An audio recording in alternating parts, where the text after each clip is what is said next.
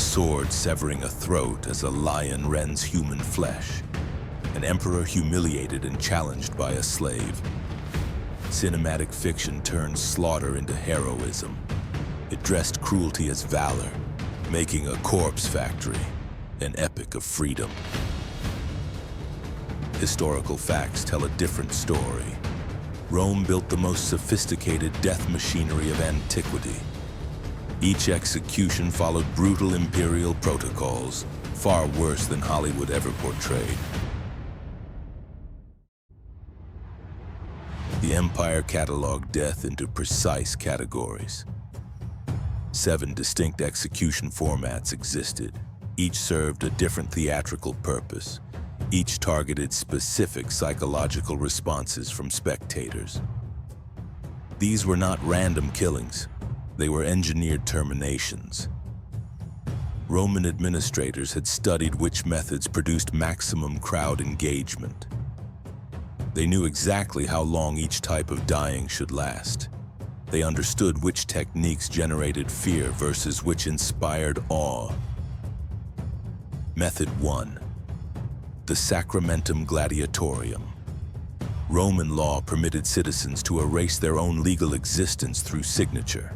The Sacramentum Gladiatorium converted free people into property via written agreement. Signing triggered immediate reclassification. You became infames, stripped of civic rights. Your body belonged to the lanista. He controlled your training, your fights, your death. The economics required keeping fighters alive. Training costs were substantial.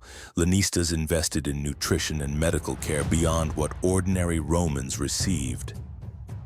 Victories increased your value. Fame made you profitable. The crowd loved winners. The rudis, a wooden retirement sword, seemed purchasable with arena earnings. This false promise served psychological control. Mathematics worked against survival. More victories meant more required fights. Eventually, probability guaranteed your end. Free men accepted these terms voluntarily, driven by desperation. They traded legal personhood for immediate survival. Combat became secondary to the waiting game. Each win merely postponed statistical certainty. War prisoners, criminals, and rebellious slaves received no contracts, no oaths, no theoretical freedom. Imperial authorities designed separate treatment for the unwilling. What came next made the gladiatorial oath look merciful. Method 2. Damnatio ad bestias. Morning sessions disposed of imperial enemies before afternoon combat began. Certain criminals faced animal execution rather than blade fights. Roman courts sentenced specific categories to beast predation. War prisoners, deserters, fugitive slaves, pirates, and Christians received identical verdicts. Damnatio ad bestias. The empire imported predators from across 3 continents. African lions, Parthian tigers, Caledonian bears, Nile crocodiles. These creatures demonstrated Roman territorial reach. Citizens understood the message. Imperial power extended everywhere. Condemned individuals received no meaningful defense. Many died bound to posts. This was execution, not combat. Authorities used these deaths as political communication. Officials added theatrical elements. Victims wore mythological costumes. One became Prometheus for eagle attacks. Another played Orpheus before bear mauling. Death became scripted performance. The propaganda worked, deliberately. Thousands witnessed what happened to those challenging Roman authority or gods. The terror was collective and memorable. Bodies cleared from mourning sessions normalized state violence. These killings lacked martial technique. Elite audiences wanted skilled combat, recognized forms, trained fighters. The next method provided that sophistication. Method 3. Asymmetric combat. Afternoon contests followed deliberate design. Roman promoters rejected equal matchups. Balanced fights bored audiences. Engineered imbalance sold tickets. Organizers created specialized fighter types. Each category combined tactical advantages with fatal vulnerabilities. Equipment determined outcomes before combat started. Retiarius versus Secutor exemplified this system. One wore minimal protection. Net, trident, and dagger required constant movement for survival. The opponent wore full metal armor. His helmet deflected strikes but created torture. Tiny eye slits restricted vision. Interior heat became unbearable within minutes. Sweat and oxygen deprivation followed immediately. Both fighters battled psychological enemies. The exposed fighter faced instant death from mistakes. The armored fighter suffocated inside his own protection. His equipment became his prison. Roles were assigned, never chosen. Survival meant exploiting your configurations, strengths against your opponent's built-in weaknesses. This asymmetry guaranteed dramatic performances. It also produced frequent non-lethal conclusions. Exhausted fighters collapsed in submission. Physical combat ended. The crowd then decided what happened next. Method 4. Trial by mob. Roman spectators held judicial power over survival. Defeated fighters appealed to the sponsor and assembled masses with raised finger. The victor awaited collective judgment. Popular thumb mythology misrepresents historical practice. Paulus Verso remains ambiguous. Scholars suggest upward thumb signaled death, concealed thumb meant mercy.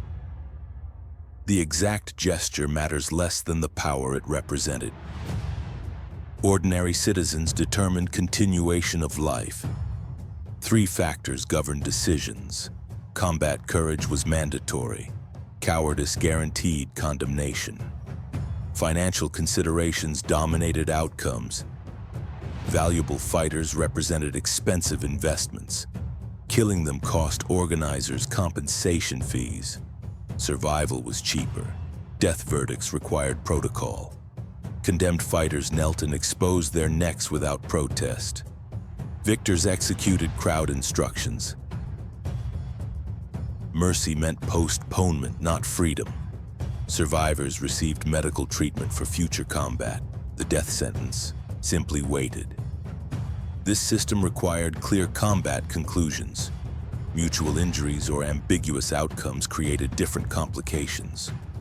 Those situations led toward another suffering category entirely. Method 5. The medical calculation. Economic value determined survival after combat. Gladiator schools employed Rome's finest trauma surgeons for financial reasons. Valuable fighters received aggressive treatment without anesthesia. Conscious patients endured complex surgery, vessel cauterization, amputations. Recovery meant future profits. Replaceable fighters faced elimination protocols. Lanistas ordered quiet disposal instead of expensive treatment. Physicians administered poison or performed covert killings. Assistants delivered skull strikes with hammers. Ephesus burial sites confirm this. Multiple gladiator skulls show identical blunt trauma patterns. These were accounting decisions, not spectacles. Method 6. The final escape. Total powerlessness created psychological devastation. Self-termination became the sole remaining choice. Fighters reclaimed agency by selecting their own death timing and method. Each suicide denied owners profits and crowds entertainment. The Roman philosopher Seneca documented one Germanic prisoner who forced a latrine sponge down his throat before scheduled animal execution. He chose suffocation over public slaughter to control his ending. The Roman senator Symmachus recorded 29 Saxon captives strangling each other in their cell the night before games. Guards found all bodies at dawn. None performed as scheduled. These acts functioned as final resistance using the only available weapon. They escaped total consumption by the system. Method 7. The living death of liberation. The Rudies represented theoretical liberation. This wooden sword granted release from contractual obligation.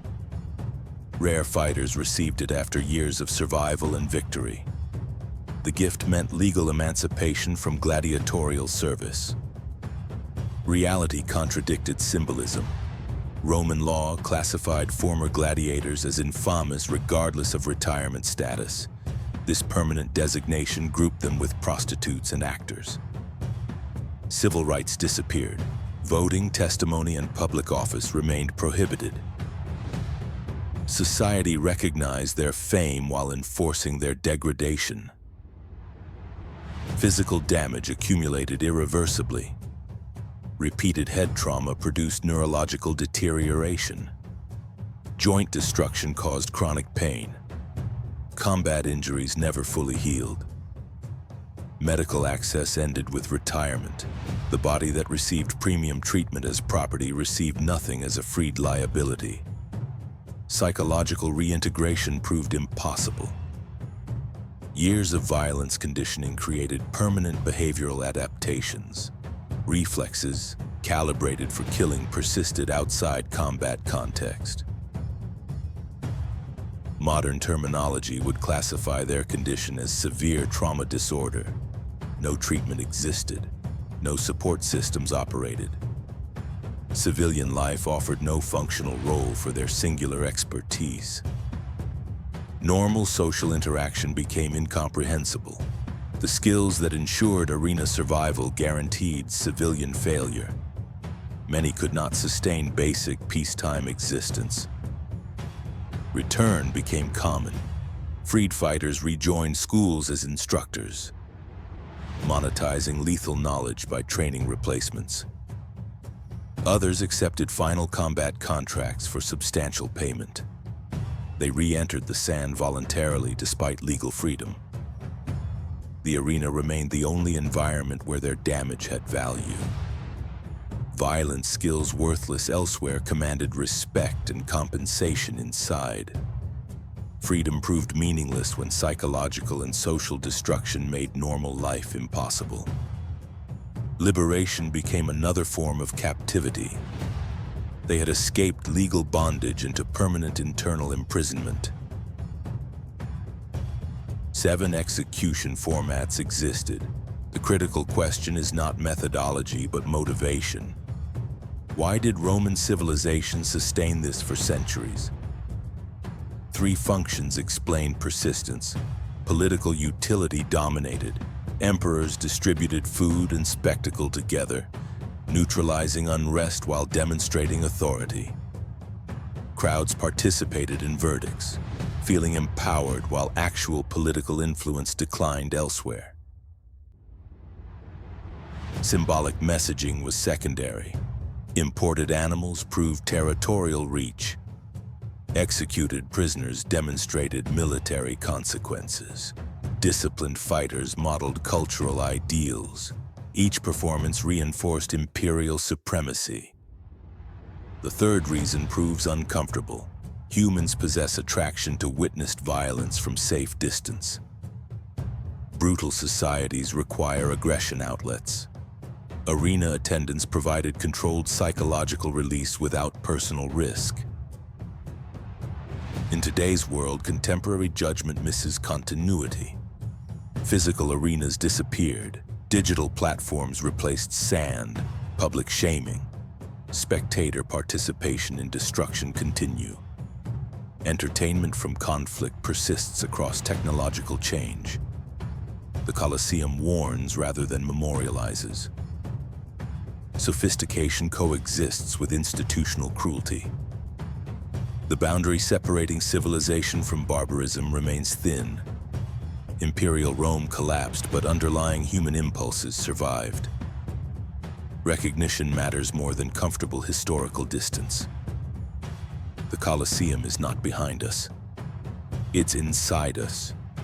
And every time we watch destruction from a safe distance, it opens its gates again.